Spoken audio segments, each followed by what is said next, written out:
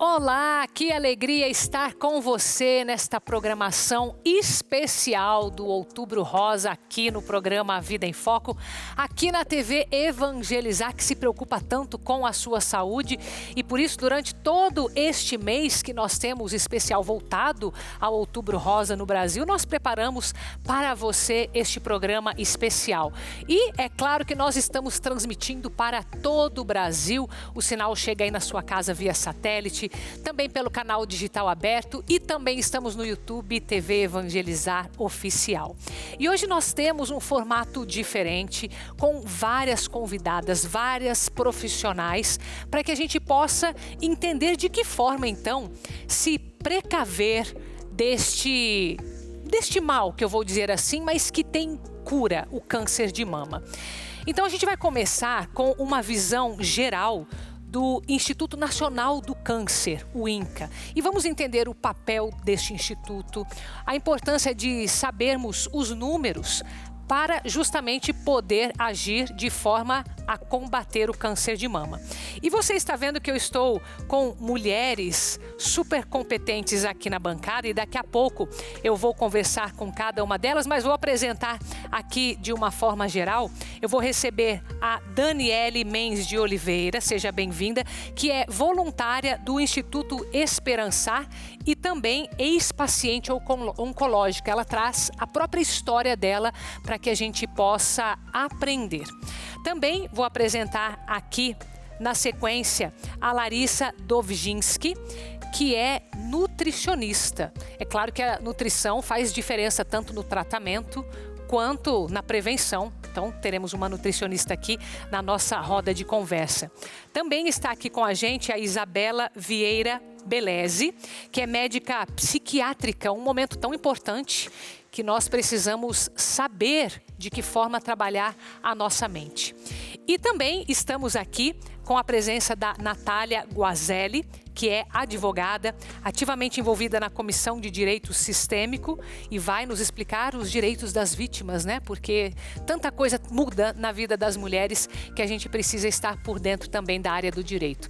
Então esse é o programa A Vida em Foco, preparado especialmente para você no Outubro Rosa, aqui na TV Evangelizar. Roda a vinheta.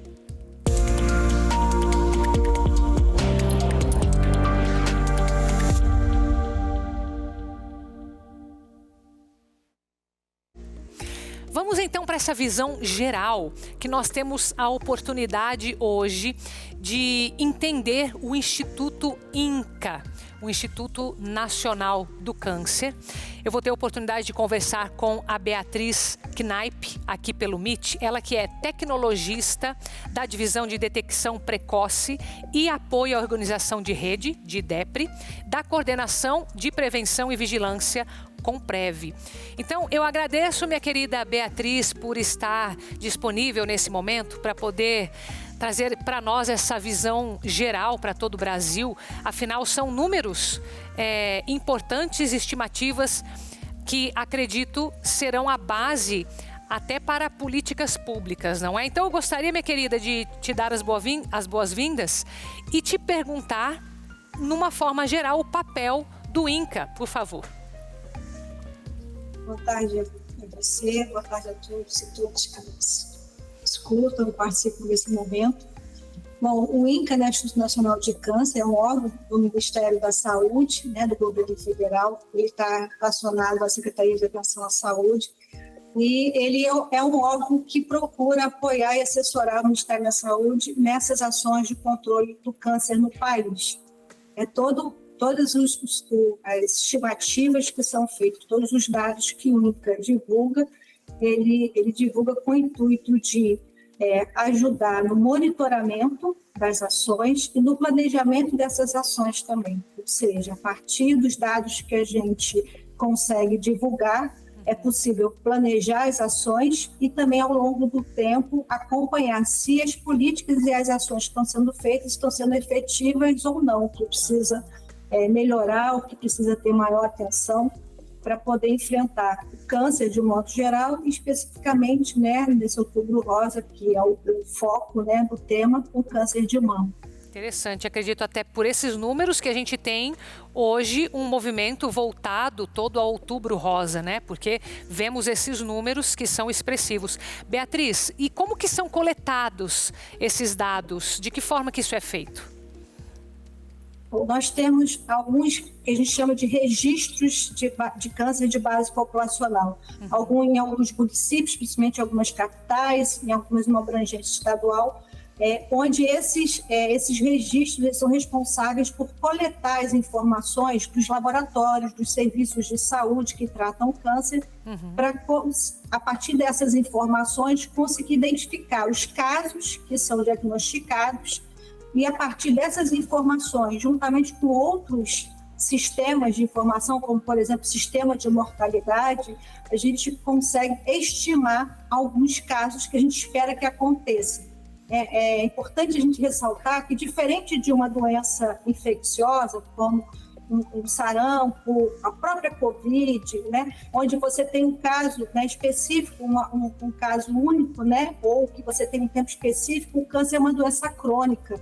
Então, o seu diagnóstico é mais complexo, não é só um teste simples. Então, a gente precisa de depurar melhor essa informação para ter um dado mais consistente.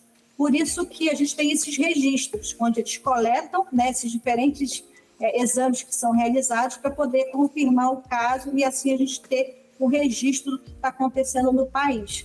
Interessante. Inclusive, eu vou até pedir para a produção colocar uma tela que a gente tem com alguns dados aqui, que traz que o câncer de mama é o mais incidente na população feminina do Brasil, ocupa o primeiro lugar, com 73.610 novos casos em cada ano. É expressivo esse número, né? Representa uma taxa de incidência de 41,89 casos por 100 mil mulheres. E em 2022... tivemos 19.130 mortes por câncer de mama em mulheres no Brasil, ou seja, o maior incidente em mulheres no mundo. E acredito, então, Beatriz, com base nesses dados, com base nisso que você me falou, né, essa técnica tão importante para poder colher esses dados, que isso sirva de base, como você mesma já falou, das políticas públicas. E de que forma que isso é feito assim na prática? Existe um planejamento? É por esses índices? É pela taxa de mortalidade? É pelo número de incidência? É por região no Brasil? Como que isso é feito mais ou menos, né? Eu sei que é um assunto complexo, mas para a gente ter uma ideia. Então, a partir dos dados que a gente coleta, a gente faz uma estimativa de quantos casos eu espero. Esses dados que você apresentou de incidência, a gente chama de casos estimados, esperados. O INCA ele publica a cada 3 anos essas estimativas. Então, a partir do número de casos esperados de câncer que eu encontro, eu tento planejar a necessidade de serviços de saúde para o tratamento. Então, para eu poder ter uma unidade, para poder tratar o câncer, eu tenho que ter um número de casos esperados para aquela região ou para aquela localidade, né? Então, a partir disso, a gente consegue apoiar os gestores na hora de contratar serviços, no caso, né, do Sistema Único de Saúde, ou até ampliar alguns serviços, né, para organizar a sua rede de atenção à saúde e que assim conseguir garantir o acesso para a população. Então, quando a gente tem esses dados, a gente consegue, por exemplo, para cada 1.000 casos novos, eu tenho que ter uma unidade que possa oferecer minimamente, né, o tratamento de cirurgia, quimioterapia e radioterapia para essa população. Então, não é só os casos de câncer de mama, mas os casos de câncer em geral, né? Então, a gente precisa organizar esses serviços. E, a partir dessa organização, avaliar se o atendimento está sendo suficiente ou não. Hoje, a gente percebe que a gente precisa ampliar alguns serviços em algumas regiões, né? Porque, às vezes, municípios muito pequenos não se justifica ter serviços, porque você tem que garantir a presença do profissional de saúde para atender essa população. Então, às vezes, esses serviços são mais localizados em grandes centros e que a gente tem que garantir também o deslocamento, né, dessas pessoas dos seus municípios menores para esses locais onde eles vão encontrar um tratamento adequado, né? Isso para o tratamento, mas, ao mesmo tempo, a gente tem que organizar para garantir o diagnóstico precoce, né? Ou, no caso, o rastreamento. No caso do câncer de mama, principalmente, que é um câncer que a gente chama que é rastreável, que é possível a gente identificar no momento inicial da doença, a gente precisa também identificar a oferta de serviços de mamografia, a oferta de profissionais, né, capacitados, mastologistas, também para fazer a continuidade do cuidado. Não basta só fazer o exame de rastreamento, a mamografia. A gente tem que também identificar o profissional, o mastologista, para fazer o atendimento, coletar a biópsia dos casos suspeitos. Então, esses números nos ajudam a perceber aonde nós precisamos investir mais, né, e aonde estão os que a gente chama de gaps ou vazios assistenciais para a gente investir. Beatriz, e com esses dados, você falou da prevenção também, né, que é muito importante e que, obviamente, vai afetar diretamente também todo o sistema de saúde, né? Você consegue ver por esses números quanto da população feminina adere ao rastreamento, ou isso não tem como ser visível? Recentemente, o INCA fez uma publicação a partir da cobertura de mamografia para o rastreamento. A gente também faz pesquisas, né? O Ministério da Saúde realiza pesquisas nacionais de saúde, onde também pergunta a mulher se ela fez ou não exame nos últimos anos, né? Para a gente poder ter uma ideia do geral do país, não só do Sistema Único de Saúde, mas também das mulheres que têm acesso ao serviço privado, a planos de saúde. A gente percebe realmente que em muitos locais a cobertura está bem abaixo do esperado. Né? Se a gente considerar que a mulher entre 50 e 69 anos deve fazer mamografia a cada 2 anos, vamos dizer que metade da população deveria todo ano, né, da população feminina nessa faixa etária, deveria fazer a mamografia de rastreamento. Né? E a gente percebe que muitas vezes esse percentual está abaixo do esperado. Então a gente realmente precisa não só conscientizar a mulher, mas também ter serviços para que ela possa acessar, né, de forma gratuita também o exame dentro da recomendação esperada. Então, a gente consegue acompanhar, sim, consegue identificar alguns locais que precisam de maior atenção. Essa publicação foi lançada agora no dia 1º de outubro, está disponível no site do INCA, onde a gente mostra como é que está a cobertura de mamografia no país, no SUS, né? Ah, que legal, bom saber. Beatriz, e como que está o número do Brasil em termos de mortalidade comparado a outros países? Você tem essa visão? Sim, a gente faz as nossas estimativas nacionais, a gente também acompanha com os dados internacionais. De um modo geral, a taxa de mortalidade do Brasil é uma taxa de mortalidade intermediária, um pouco abaixo, por exemplo, próxima dos Estados Unidos, do Canadá, considerando a que chama de taxa padronizada, porque a gente tem uma diferença, né, na população, né? A gente tem nos Estados Unidos uma população mais envelhecida do que a nossa no Brasil, mas o que a gente percebe é que a nossa taxa é uma taxa intermediária, né? Melhor do que, por exemplo, outros países da América Latina, como a Argentina. A gente está com uma taxa abaixo da Argentina, abaixo da América Latina.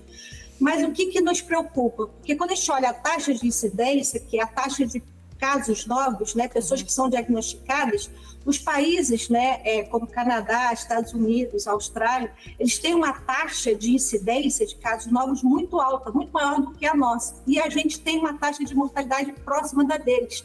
Ou seja, a gente diagnostica menos e está tendo uma taxa de mortalidade equivalente a eles, e eles que têm uma taxa de incidência muito maior, muitos casos novos, mas eles conseguem tratar e curar. E essa pessoa não morre de câncer de mama.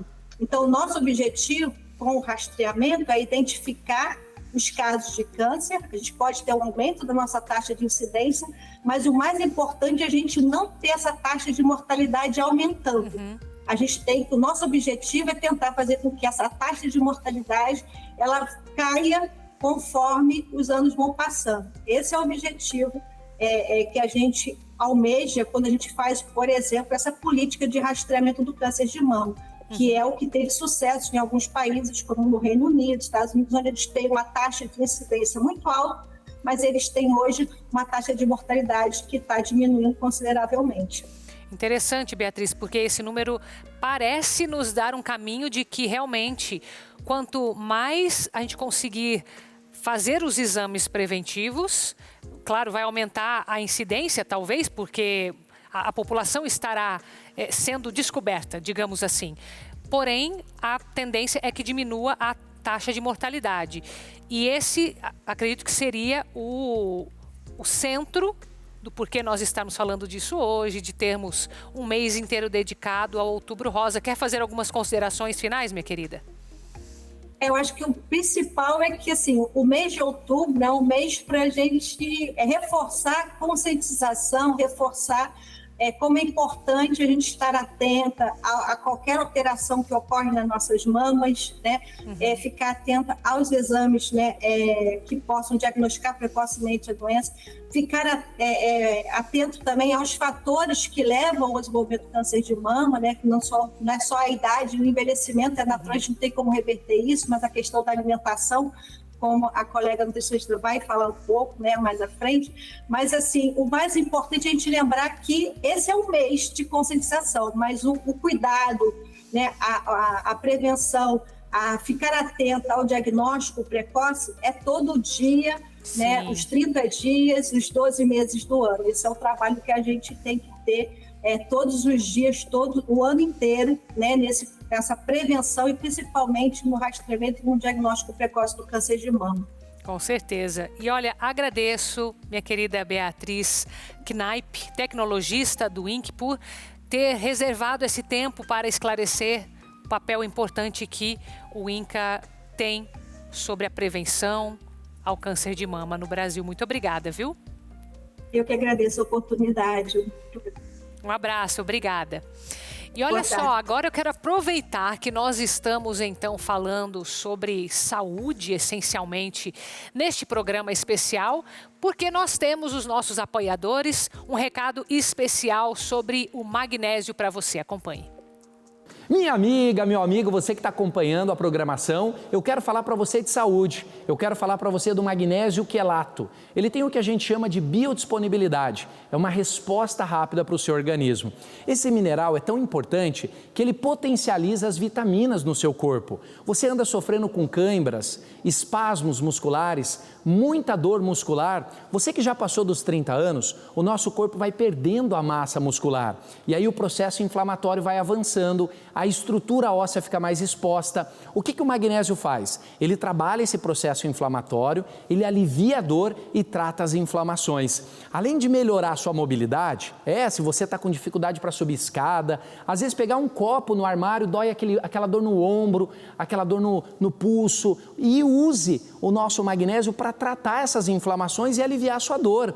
Esse mineral ele é tão importante que ele vai nutrir o seu cérebro, controlar a sua ansiedade, controlar o seu estresse, o seu cansaço, a sua fadiga. Ele regula o relógio biológico. Olha só, você vai dormir melhor. Ele cuida dos seus neurônios, evitando demências na terceira idade. É o mineral da vida, tão importante à sua disposição. Você vai ligar agora, 0800 591 8773. Todo o Brasil já pode ligar. Eu quero 100 pessoas para usar o magnésio. Você só vai começar a pagar daqui 45 dias. É isso mesmo, pagamento para 45 dias. Não precisa ter cartão, não precisa ter dinheiro. Eu faço no carnezinho, no fiado. Liga agora, 0800 591 8773. As primeiras 100 ligações, olha, vai ter um presente especial. Ligue! 0800 591 8773. É uma vida longa, saudável, é com magnésio. E quando a gente pensa na nossa saúde, falando em Outubro Rosa, geralmente nós nos preocupamos com aquelas pessoas que são próximas da gente, não é isso? Você que está me acompanhando, que tem as mulheres da sua vida, a sua mãe, sua irmã, a sua avó, você mulher que está me acompanhando, cuida da sua saúde, mas tem algumas pessoas que parecem estar mais isoladas da sociedade, pessoas que precisam também do nosso olhar compassivo. A Associação Evangelizar é Preciso foi até essas mulheres em Piraquara, no centro, Complexo Penitenciário de Piraquara, em uma ação de comemoração ao Outubro Rosa. Acompanhe comigo. Neste mês de outubro, a obra Evangelizar é Preciso levou ao Complexo Penitenciário de Piraquara uma ação especial em comemoração ao Outubro Rosa, dedicada à conscientização sobre o câncer de mama e o autocuidado, voltada para as detentas do Centro de Integração Social, com o objetivo de sensibilizá-las para a importância da saúde da mulher, além de proporcionar um momento de acolhimento, arte e muita inclusão.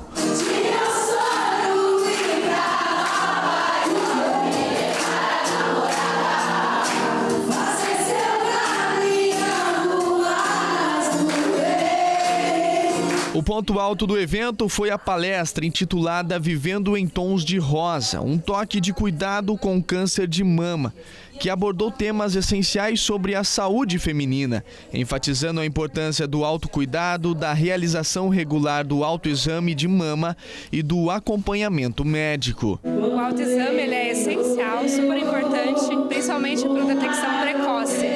Então, quanto mais cedo a gente diagnostica o câncer de mama, maior a chance de cura.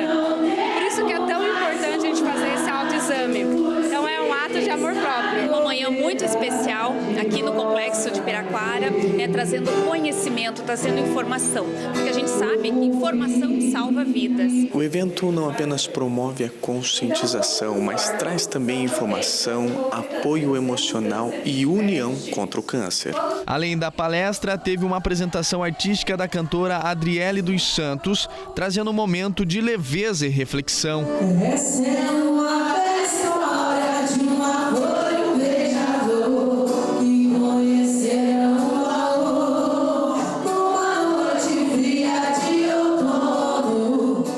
Descontraído também para um sistema que por vezes pode ser tão pesado.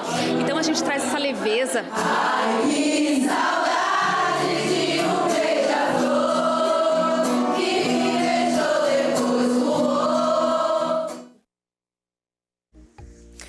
E para que a gente possa chegar a tantas mulheres, é que nós estamos aqui com este grupo de profissionais que já nós vamos conversar a partir da história da Daniele, que vem aqui para nos inspirar.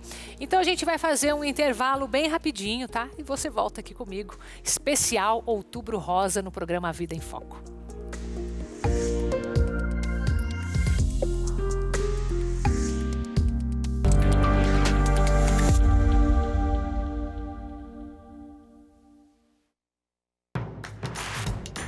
Não perca mais nenhum vídeo da TV Evangelizar. Inscreva-se agora.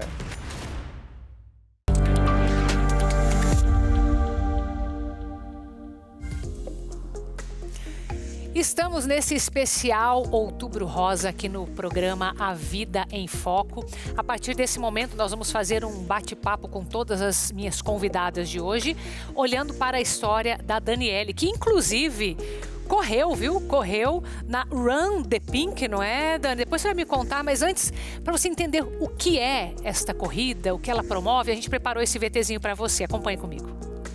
Alaine, de 29 anos, foi diagnosticada com câncer de mama em 2021. Eu desenvolvi 2 tipos de câncer diferentes.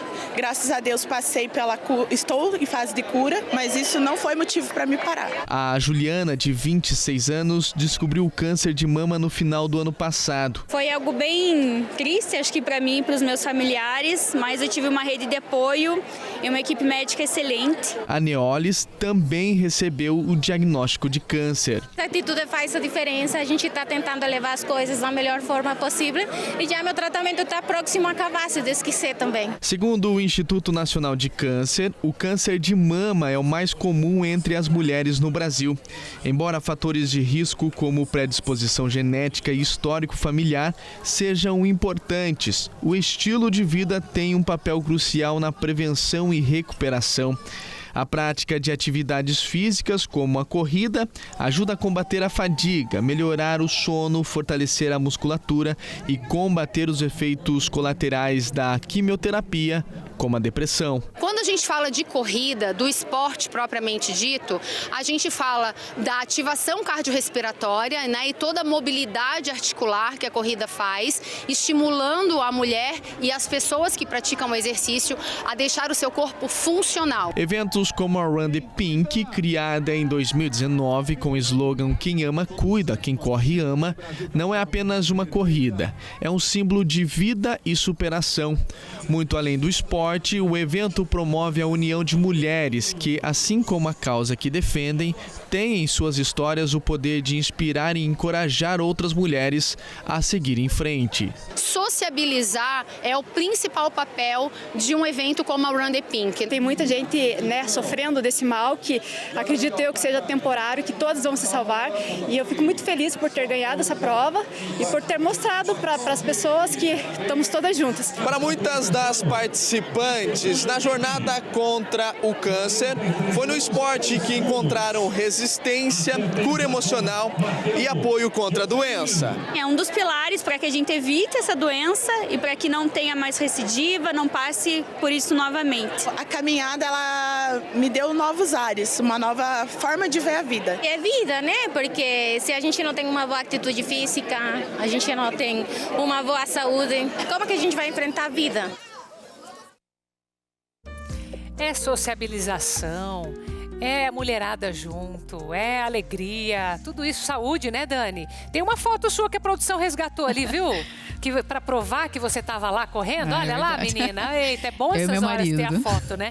Seja bem-vinda, minha querida. Obrigada. Dani, a Daniele Mendes de Oliveira é voluntária do Instituto Esperançar, ex-paciente oncológica, né? E junto com todas nós aqui, isso é uma roda de conversa, tá? Então, fiquem bem à vontade, não preciso nem me direcionar se vocês tiverem algo, por favor.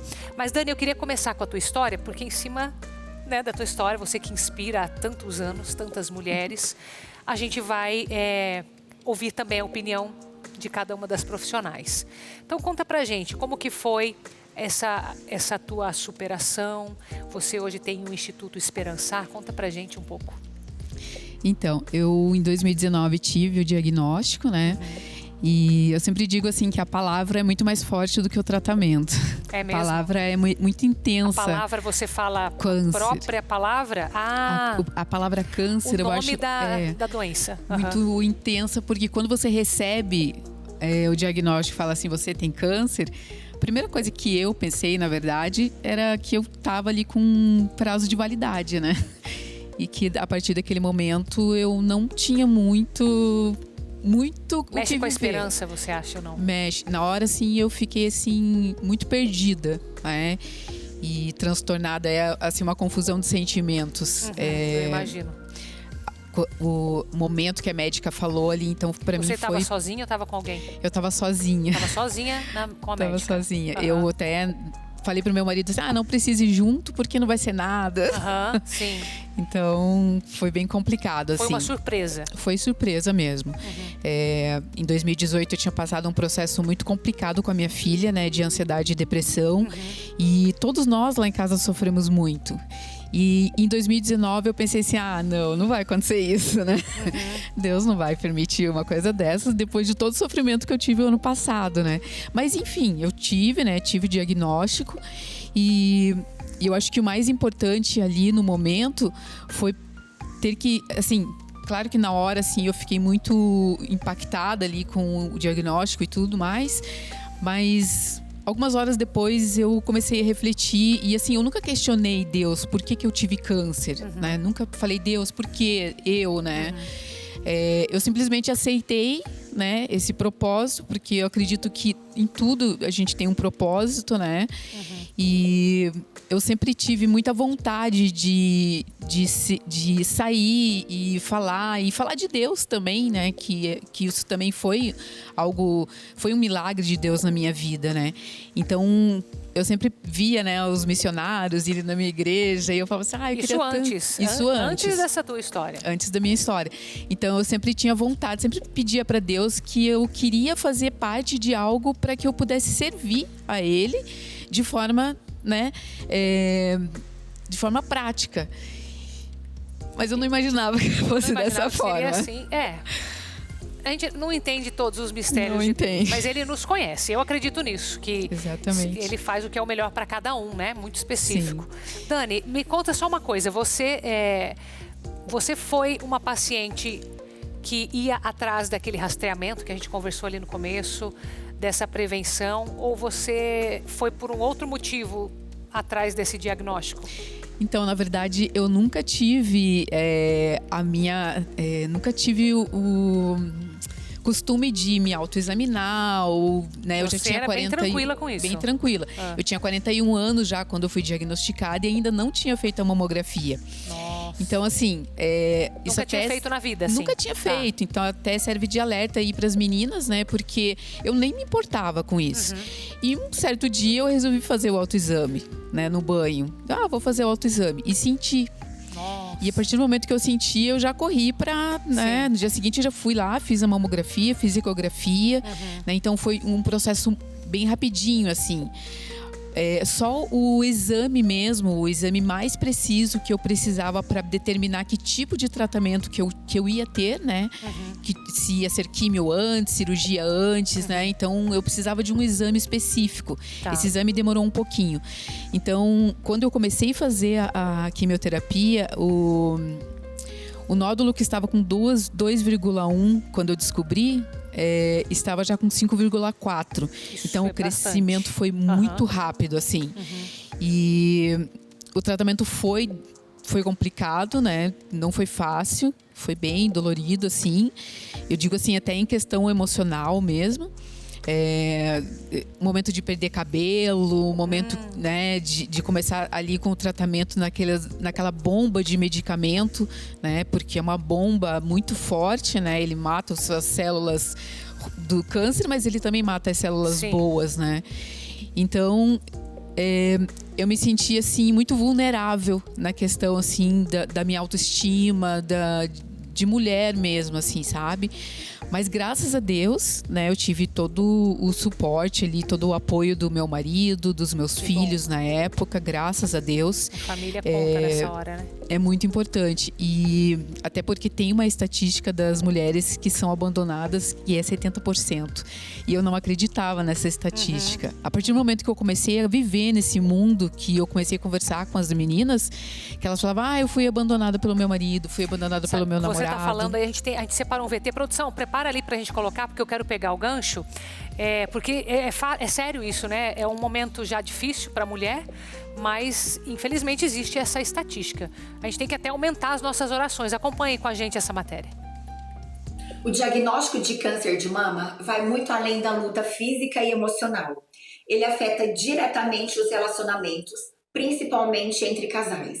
De acordo com uma pesquisa da Sociedade Brasileira de Mastologia, 70% dos casais acabam se divorciando após o diagnóstico. Isso acontece porque o impacto do câncer não é só sobre o corpo da mulher, mas também sobre a dinâmica do casal. A mulher muitas vezes sente sua autoestima abalada, enfrenta mudanças corporais como a perda do seio, queda do cabelo e lida com o medo do futuro. Esses fatores podem interferir na vida sexual e na intimidade, criando uma distância emocional. Além disso, o parceiro também é afetado, muitas vezes não sabendo como oferecer apoio ou lidar com as mudanças. A comunicação se torna crucial, mas é justamente aí que muitos casais falham. A falta de diálogo e de compreensão mútua pode criar um abismo difícil de superar. A boa notícia é que, com o apoio certo, acompanhamento psicológico, é possível enfrentar essas barreiras. Casais que conseguem se unir neste momento têm a chance de fortalecer ainda mais a relação.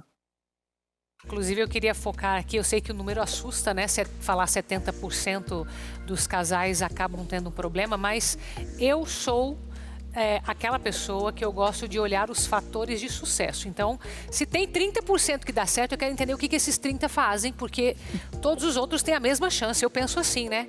E eu queria aproveitar, Dani, que a tua história, porque ela contou ali, deixa eu dar uma viradinha pro lado de cá, conversar aqui com a Larissa Dovzinski, falei certo? Isabela, peraí, aqui ó, desculpa. Você que eu tô aqui na ordem aqui. Isabela Vieira Beleze, que é psiquiatra.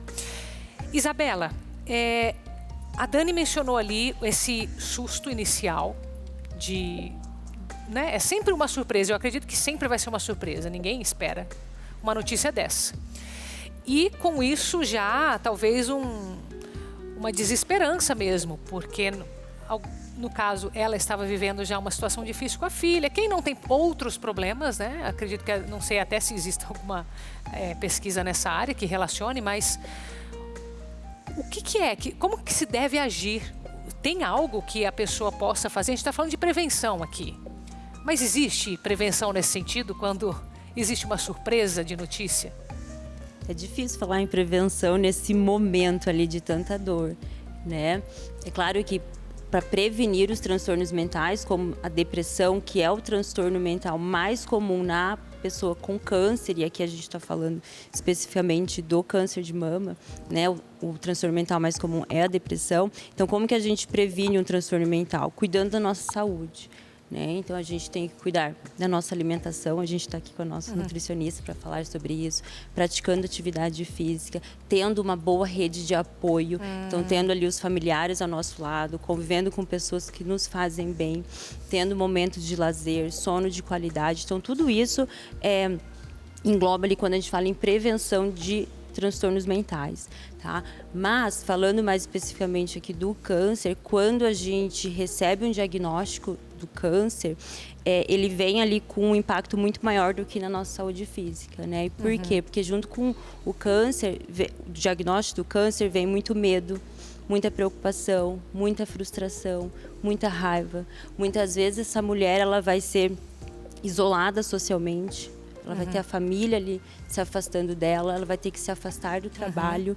E isso tudo vai impactar diretamente a saúde mental dela, né? Por isso que é importante a gente até falar sobre isso, porque muito mais ali do que pensar em prevenir uma depressão nesse momento, é a gente considerar a possibilidade dessa mulher enfrentar uma depressão, uma ansiedade nesse momento, que é muito comum. Então, a fronteira ali entre transtornos mentais, depressão, ansiedade e câncer é muito estreita e muitas vezes a gente não fala sobre isso. Entendi. Então a gente precisa considerar essa doença porque a gente precisa diagnosticar, a gente também precisa tratar a depressão. Mas, por exemplo, é válido que, igual você falou, se a pessoa ela está bem emocionalmente, acho que assim, pode até ajudar, mas não significa que ela não vai ter esse baque, né? Então você acha que seria válido já desde o início, junto com o tratamento ali do câncer, ter um acompanhamento profissional de um psiquiatra, por exemplo? Você falou que não tem a prevenção de repente, uma depressão, ansiedade, mas justamente ficar de olho aí, você acha interessante? Muito mais interessante do que o acompanhamento psiquiátrico, daí seria eu, né? É o acompanhamento psicológico, porque daí o acompanhamento psicológico, ele pode estar trabalhando ali com a prevenção da depressão, da ansiedade, porque daí ele consegue estar ressignificando esse momento, né, tentando encarar esse momento de uma forma muito mais positiva. Então, o acompanhamento psicológico nesse momento, ele é, sim, muito válido. Interessante. Deixa eu me virar agora, né? Não vou dar as costas para vocês, não, mas agora sim eu vou falar com a Larissa Dovginski, que é nutricionista do Hospital Sujizawa. A gente sabe que sempre temos que cuidar da alimentação, né? Existe alguma recomendação que seja específica para o câncer? Você fala assim, olha, já existe ciência que mostra que isso aqui você tem que evitar, que isso é preventivo. Olha, Carol, na verdade não existe nenhum alimento que seja vilão, que te diga, isso vai te causar câncer, como também não tem nenhum alimento que seja um mocinho, que vai te salvar totalmente dessa situação, né? Como tudo, como a gente já está falando aqui, o essencial é a prevenção. Então, o tratamento do câncer vai ser da mesma forma que a gente faz a prevenção. Uma alimentação mais saudável possível, muito balanceada, né? Especificamente para o câncer de mama, a gente tem que cuidar um pouquinho ali com o consumo de açúcar, farinha refinada, um pouquinho de laticínios também é bom. Qual que é a relação? A gente sabe que esses alimentos acabam alterando alguns hormônios, né? Que já estão sofrendo mutações pela questão do próprio câncer. Então, a gente acaba aumentando um pouquinho as células cancerígenas nesse processo. Olha. Então, por isso que a gente tem que fazer a restrição só um pouquinho, não é retirar totalmente da alimentação. Mas é ter mas a uma gente tem um redução consumo moderado desses de açúcar, alimentos. farinha refinada e também do lácteos, produtos lácteos. Então, assim, se for consumir o leite de manhã, então procurar ali consumir um queijo. Se for fazer a quimioterapia, é legal levar um iogurte junto, né? Mas não ter todos esses alimentos numa mesma refeição. Então, assim, ter um fracionamento e ter um equilíbrio ali ao longo do dia. Entendi. Não existe nada relativo aos industrializados? Claro, né? A gente fala mais, por isso que tem que ser o mais saudável possível. Quanto mais a gente descascar do que desembalar, melhor, né? Então a gente sabe que o alimento ultraprocessado também corantes, né, que estão ali contando junto, vão, né, colocar com que você fique mais disponível a desenvolver mais essas células, né? Então, ser o mais saudável possível, né? A gente fala que o ideal é ter ali... aquilo que a gente já sabe, na teoria todo mundo já sabe, né? Consumir ali de 2 a 3 frutas ao longo do dia. Faz bem. Faz bem. Incluir também ali em todas as refeições folhas verdes, né? Os brassicos que a gente fala ali, couve-flor, brócolis, também vão ajudar nesse processo. Legal. Agora, Natália Guazelli. É advogada corporativa, né? Eu imagino que quando vem o baque, essa surpresa, várias coisas passam na cabeça. Mas como que vai ser a rotina? Como que vai ser o trabalho? Como que vai ser, né?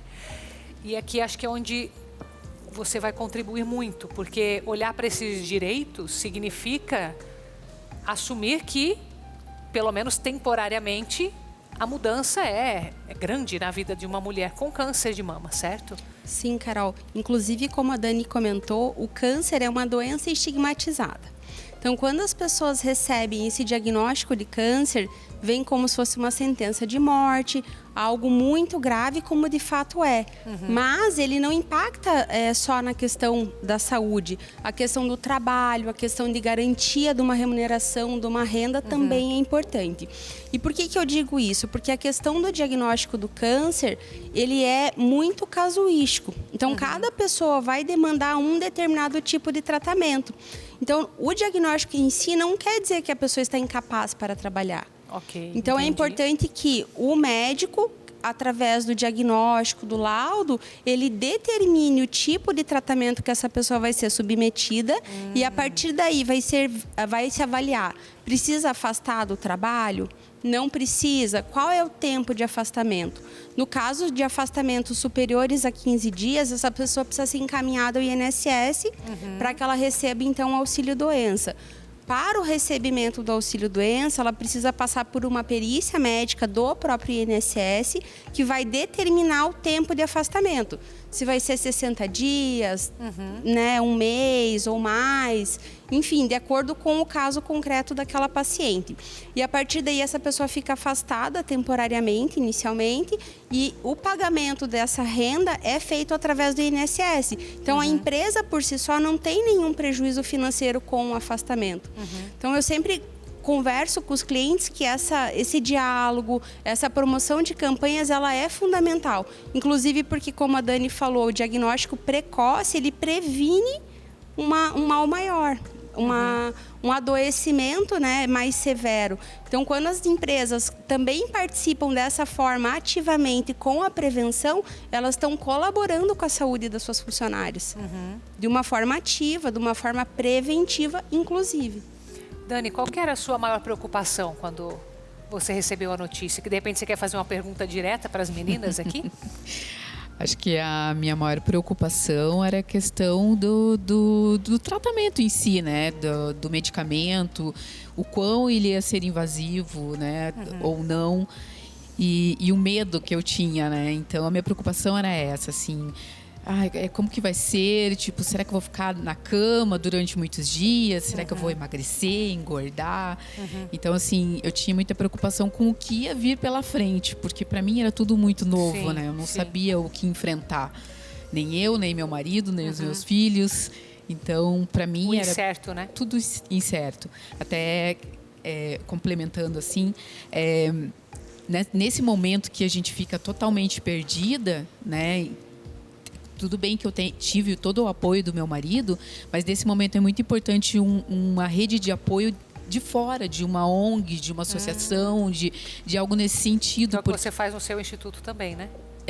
E daí assim, foi aí que eu conheci a Jaqueline Bis, que é minha madrinha, que é a idealizadora do Instituto Esperançar. Onde você é voluntária, né? Isso. Então, ela me ajudou muito nessa questão. Ajudou a mim, ajudou meu marido, ajudou os meus filhos, porque ela já tinha essa prática com outras meninas. Então, essa rede de apoio é muito importante. Não ficar isolada, procurar. Que toda ajuda de quem já passou pelo problema dá mais segurança, né? Porque opiniões, eu acho que cada um vai ter uma opinião. Até os próprios relatos, né? Sim. Das meninas, assim, me curei, né? Não foi tranquilo, mas foi, né, superável. Então, pra gente, naquele momento, é tudo muito importante, assim, você escutar, assim, eu tive, mas eu passei pelo tratamento, passou, agora eu tô bem. Então, isso é bem importante. Que legal. Obrigada por compartilhar também, tá? De nada. Deixa eu aproveitar que você está aqui comigo, porque nós vamos ter, no dia de hoje, aqui na TV Evangelizar, uma transmissão super... Olha, para quem gosta de música católica boa, esse é o lugar para você curtir o Summer Beats. Summer Beats é o maior evento de música católica do Brasil. Está agora na TV Evangelizar e toda sexta-feira você acompanha aqui a partir das 21 horas. Então hoje você vai acompanhar Anjos de Resgate e na sequência Juninho Cassimiro. Então você acompanha aqui com a gente o Summer Beats. E a gente vai fazer um breve intervalo, daqui a pouquinho a gente vai falar do tsuru. Sabe o que é? É um passarinho de origami. Você vai entender depois, mas tem um símbolo nesse origami. Tem um motivo de eu trazer para você o porquê de algumas pessoas terem se juntado para fabricar os tsurus, que tem a ver com todo o nosso tema de hoje aqui, o Outubro Rosa. Então, aquela breve pausa para a gente tomar uma água e volte aqui comigo na TV Evangelizar.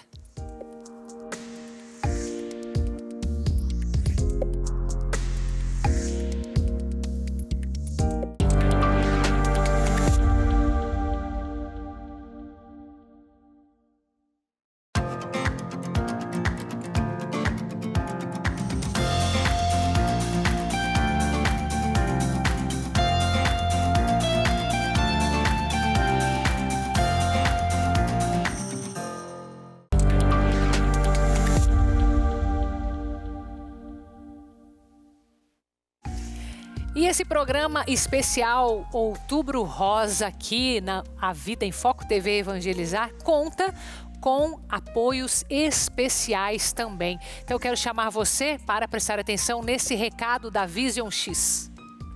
Vision X, esse aqui, do X bem grandão, que dá um resultado rápido aí para sua visão. Você toma uma cápsula por dia e ele vai ajudar a limpar, clarear, fortalecer a sua visão, assim como tantas pessoas que já tomam o Vision X. E eu trouxe aqui para você conferir pessoas que estavam em casa como você e ligaram. E olha o que elas vêm contar pra gente. Meu nome é Paulo César, tenho 45 anos. Eu tive um problema na visão, um problema sério para minha cabeça, porque meu olho ficou totalmente vermelho de um lado. E logo no outro dia já passou vermelhão para o outro lado. Minha visão ficava totalmente embaçada, nem placa praticamente eu estava conseguindo enxergar. Eu vi a reportagem do Vision X. Eu achei interessante, falei, vou experimentar. E foi a melhor coisa que aconteceu para mim. A minha visão realmente não era o problema da idade. Aos poucos eu fui sentindo que ela foi melhorando. E realmente voltou praticamente tudo. Para mim foi maravilhoso e vou continuar usando. E recomendo a todos também, indico, porque realmente vale a pena, viu? Meu nome é Ângela, moro em Curitiba. Eu resolvi comprar o Vision X. Nossa, superou minhas expectativas. Voltei a trabalhar com artesanato e faz um mês só e minha visão tá ficando maravilhosa. Eu não podia andar sozinha, tinha que sempre ter alguém do meu lado. Nem maquiar eu conseguia me maquiar. Peguei uma confiança incrível e aconselho quem tem problema na visão, faça que nem eu. Pedir o Vision X. Viu só? Vision X é assim, você toma e sente o resultado rápido. 0800 777 0190. Para você que ligar agora, nos próximos 5 minutos, eu vou dobrar todos os kits. Compra 1, leva 2, compra 2, leva 4 e assim por diante. Não dá para perder. 0800 777 0190. Vision X, o X da sua visão. Vamos aprender então sobre esta antiga lenda japonesa dos 1000 tsuros, que acreditavam numa longevidade, acreditavam que se 1000 tsuros fossem fabricados, se realizaria um pedido. Essa é a lenda japonesa, mas foi inspiração para que o grupo Oncologia 360 se reunisse para fabricar esses origamis que você vai entender quais são nessa matéria. Segundo o Instituto Nacional de Câncer, o câncer de mama é o segundo mais comum entre as mulheres no Brasil, com cerca de 74 mil novos casos anuais, estimados até 2025. Da mesma forma, o câncer de próstata lidera entre os homens, com 72 mil novos casos estimados por ano. Já o câncer de pele é o mais comum no Brasil, representando 31,3% dos diagnósticos de neoplasias. O diagnóstico de câncer, ele não é uma sentença. Ele é apenas o começo de uma longa jornada que nós temos pela frente, mas que a gente consegue tratar esses pacientes com muito sucesso. A Tatiane, de 46 anos, vivenciou momentos desafiadores na jornada contra o câncer. A consultora de beleza estava acostumada a fazer seus exames de rotina anualmente. E foi no início de 2020 que notou algo diferente em seu corpo. Eu estava fazendo um autoexame durante o banho, que já era comum fazer. E eu senti um nódulo pequeno, um pouquinho abaixo do mamilo. E então isso me levou a médica com indicação do que eu estava sentindo, que a gente conseguiu verificar realmente nos exames. Foi um tratamento um pouco mais complexo, mas também a gente teve muito sucesso, porque foi uma lesão detectada no início. E foi inspirado na ave Tsuru, símbolo japonês de saúde e longevidade, que foi lançada a campanha Prevenção, União e Saúde para promover a conscientização e a prevenção do câncer. A campanha ocorre nos meses de outubro, novembro e dezembro, abrangendo os 3 tipos de câncer mais comuns. Esse símbolo foi escolhido para representar o compromisso com a saúde e prevenção. A equipe da Oncologia 360 se une para confeccionar 1000 tsuros, reforçando a mensagem de união e esperança. A ação visa alertar e engajar a população em um esforço contínuo de autocuidado. Nós estamos unidos no centro médico com as especialidades, para fazer o quê? A união dessas especialidades para a prevenção das doenças. Para a Tatiane, o câncer foi um divisor de águas. Depois de enfrentar esse desafio, ela passou a adotar uma vida mais regrada, com hábitos mais saudáveis e uma nova perspectiva sobre a importância do autocuidado. E se a gente não se olhar, se a gente não estiver bem, a gente não vai conseguir fazer mais nada. A gente não vai conseguir trabalhar, não vai conseguir cuidar da família, não vai ter sucesso em nenhuma outra área da vida. Então, o autocuidado tem que vir aqui em primeiro lugar, para cada um de nós, aqui na nossa consciência. Aqui eu ressalto a importância dessa roda de conversa que nós estamos tendo, que preparamos para você nesse Outubro Rosa. E também de institutos, não é, Dani? Que eu queria que você comentasse um pouco, porque você, além de ter superado esta doença, você hoje atua como voluntária no Instituto Esperançar. Conta para mim um pouco da ideia central do Instituto e o teu papel lá. Então, o Instituto Esperançar, a Jaqueline, que é a idealizadora, como ela sempre fala, começou no coração de Deus, e veio assim pra gente. A ideia veio de que muitas meninas vinham até ela, ela como madrinha, e ela trabalhava na Associação Amigas da Mama, como voluntária. E muitas meninas vinham com dúvidas, com medos, com muitas coisas, muitas questões, E ela resolveu abrir Na ocasião era a casa dela, ela abriu a casa dela como um projeto. Começou na casa dela. Começou na casa dela. Então as meninas faziam bolsas, faziam artesanatos. Iam lá para aprender algo, para se distrair um pouco daquela rotina. Sim. Inclusive isso, né? Para a pessoa assim, espairecer, tipo, não ficar sair pensando, de casa, né? Mudar o foco, isso. Para se sentir útil também, porque no momento do câncer a gente se sente um pouco frustrada de não poder fazer muitas atividades, muitas coisas. Então é bem complicado. E o Esperançar foi pensado nisso mesmo, assim, sabe? De encontros das meninas, né? As meninas se encontrando, sempre uma vez por semana. Na época até tinha bazar, a gente recebia muitas roupas. A venda das roupas a gente sempre ajudava as meninas que tinham estavam mais vulneráveis ali financeiramente, porque como, né, a gente disse ali que 70% são abandonadas, muitas meninas ali do instituto, né, tinham sido abandonadas também pelo namorado, esposo, e muitas vezes com filhos pequenos, né, como aconteceu lá no instituto, e elas precisavam de uma ajuda, né, uma ajuda nossa, assim, financeira. Então, assim, o Instituto ele vinha para isso mesmo. Também parcerias com salões, né, para que as meninas fossem lá, tivessem um dia de beleza, se sentir bem, né, se sentir mais feminina. Isso também era bem importante. Questão assim de psicólogas, né? Então a gente sempre teve contato assim com as psicólogas para que conversasse com as meninas, porque realmente essa parte emocional muda bastante, né? Impacta bastante. Advogadas, né, para ajudar na questão assim burocrática ali de todo o processo, de coisas que elas têm todas direitos. Voluntárias. Isso, todas voluntárias, nada pago. Então, assim, o Instituto Esperançar, ele apoia nessa questão, assim, sabe? Meninas que já passaram pelo câncer, né? Que não conseguem voltar, de repente, para o mercado de trabalho, porque é bem difícil. A pessoa, quando ela passa pelo tratamento, né, ainda continua, né, numa rotina de manutenção a cada 6 meses, primeiro 3 meses, depois 6 meses. Então, algumas empresas não querem pegar, né, para trabalhar. Pela incerteza. Tipo, vai estar sempre no médico, pode ter uma recidiva. Então, tem muito preconceito em cima disso. Então, muitas meninas ali aprendiam também o artesanato para também poder... Uma fonte de renda, uma fonte de renda. Eu mesma, né, sou artesã. Hoje eu trabalho só com artesanato, né? Aprendeu nessa época, não? Não, eu já trabalhava.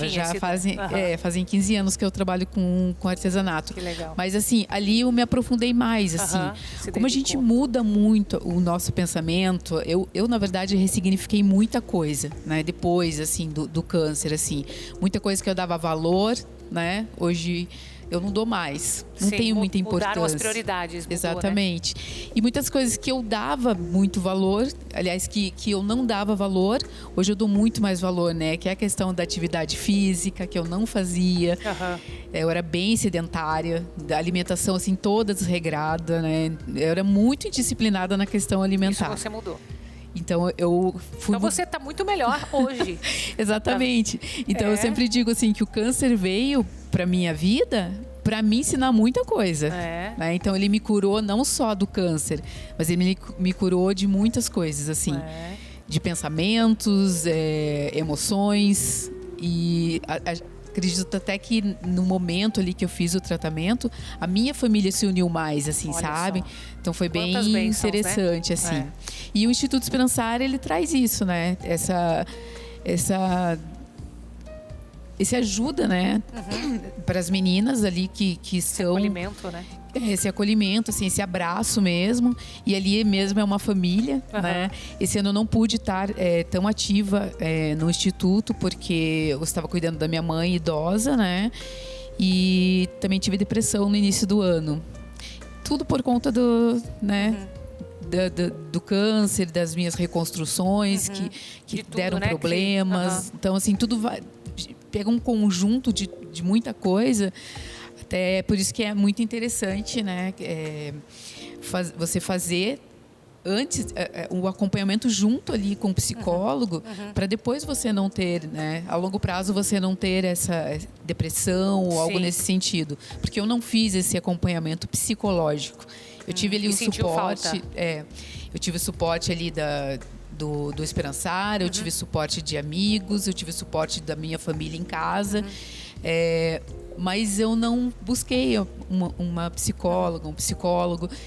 E quando eu me dei conta, né, esse ano mesmo, depois de 4, 5 anos que já tinha passado tudo o processo, eu me deparei com a depressão.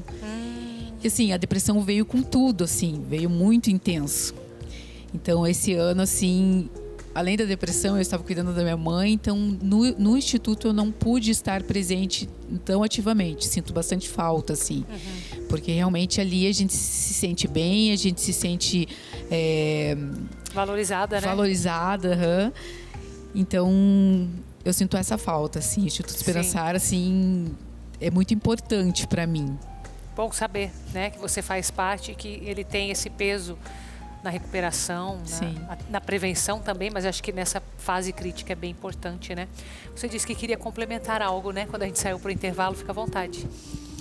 Até achei interessante isso que a Dani falou, que depois de 5 anos ela teve o diagnóstico de transtorno depressivo.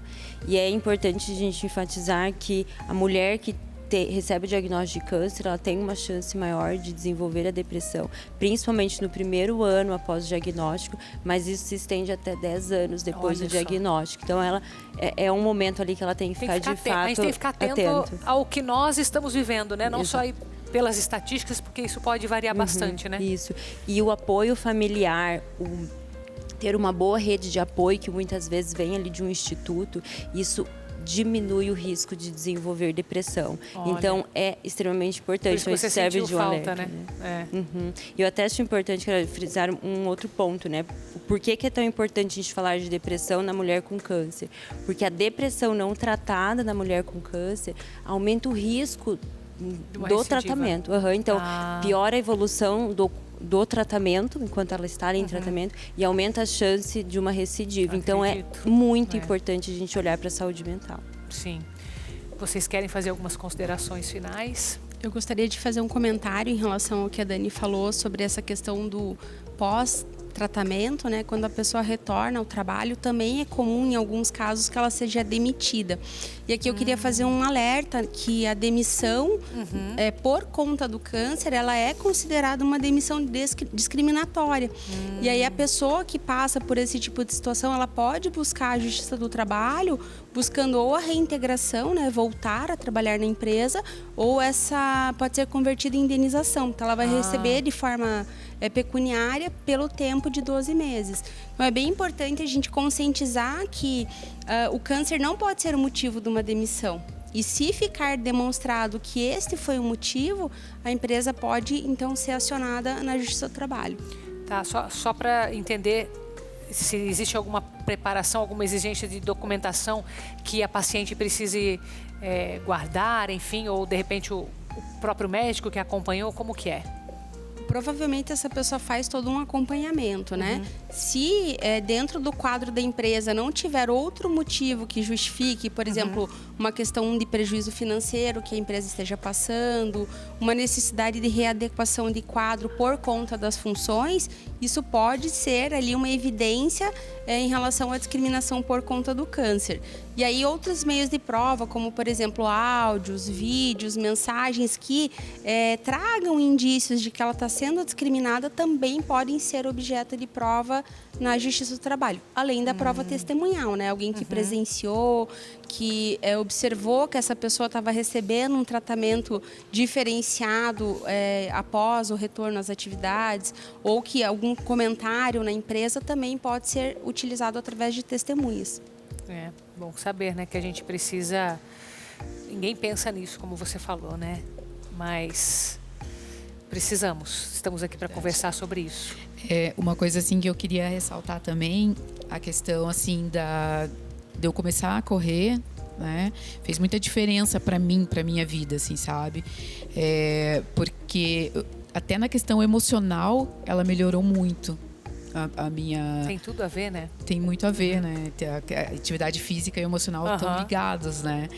E meu marido corre há 7 anos, né? Então ele já corre faz um tempinho já. Eu nunca gostei de correr, nunca quis, na verdade. E você começou a gostar? E daí, o ano retrasado, eu participei de uma corrida, assim, não foi nem inscrito, foi como pipoca mesmo. E eu gostei, porque eu achei que eu não conseguia correr. Até mesmo você viu, conseguiu, aquilo foi um incentivo. Sim, até mesmo pelas sequelas das rádios que eu não conseguia, tipo, sentia muita falta de ar, tal, a questão respiratória ali, cardio, era muito difícil para mim. Então eu achava que eu não ia conseguir. E daí eu comecei assim, correr, andar e acabei melhorando, evoluindo. Agora na maratona eu vou correr 10K. Olha, tá firme então. Tô firme. Eu sempre corro 5, né? Aí meu marido falou assim, não, vamos fazer inscrição pro 10K que você consegue. Eu falei, será? Ele falou, não, consegue sim. Então, a atividade física na minha vida assim, foi assim, uma grande aliada. Começar a correr, começar a fazer academia. Então, para mim, foi muito importante. E também prevenir uma recidiva, né? Porque o sobrepeso também, ele pode acarretar... eu até agradeço você estar compartilhando isso, porque esses são temas que diariamente a gente traz aqui no programa, né? E a gente fala. E assim, claro, tem uma coisa ou outra que surge, mas a verdade é que é simples. É simples, né? Comer bem, como você falou, comer saudável, fazer exercício físico, dormir bem, tomar água. E às vezes a gente não faz. Então, que bom que você está sendo um exemplo, mais um exemplo. Olha só, que importante, tá vendo que a tua missão é grande, mulher. É o básico que funciona. O básico, né? Bem feito, né? E a questão, assim, pro câncer de mama, principalmente pra mulher, é que às vezes a gente pensa, eu tô dentro do meu peso. Mas não, você tá com... É o que a gente chama de falsa magra, né?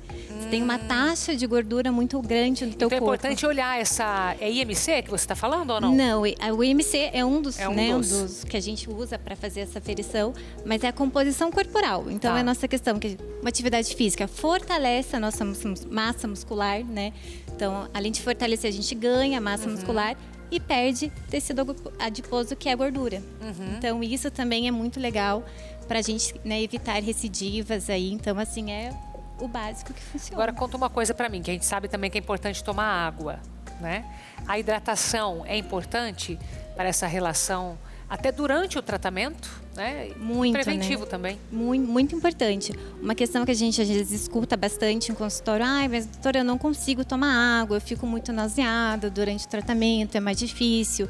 Então a gente tem várias, né, ali estratégias que a gente consegue fazer para a gente conseguir fazer uma hidratação adequada, até para diminuir a toxicidade da própria medicação. Sim, então isso é muito importante, né? Claro que é individualizado, mas assim, aquela média de 2 a 3 litros por dia, né? Fazer cubinho de chá de gengibre ajuda também bastante nesses sintomas. Ah, que legal. Várias dicas que acho que são importantes também, ter um acompanhamento nutricional, né? Com certeza. A gente fala assim que fechou o diagnóstico, se conseguir acompanhar tanto com o psicólogo, como a nutricionista também, porque às vezes a gente escuta, estou fazendo uso de suplementação, vou indicar para minha colega que está passando pelos outros processos, é a mesma não indicação. se auto-suplementem, né?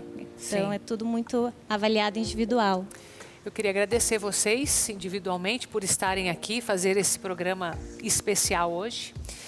E agradecer também, vocês viram que a gente tem flores lindas aqui, né? No nosso estúdio hoje. Então, agradecer ao Orquidário Durigan, na pessoa do Josélio Durigan, que cedeu aqui para enfeitar ainda mais. Flores já tinha, né? Nós somos as flores já, mas aí que tem as flores da natureza também. Muito obrigada, tá? Mais uma vez, por estarem aqui com a gente. Obrigada a você que me acompanhou até aqui nesse programa especial Outubro Rosa. E continue na nossa programação aqui na TV Evangelizar. Fique com Deus.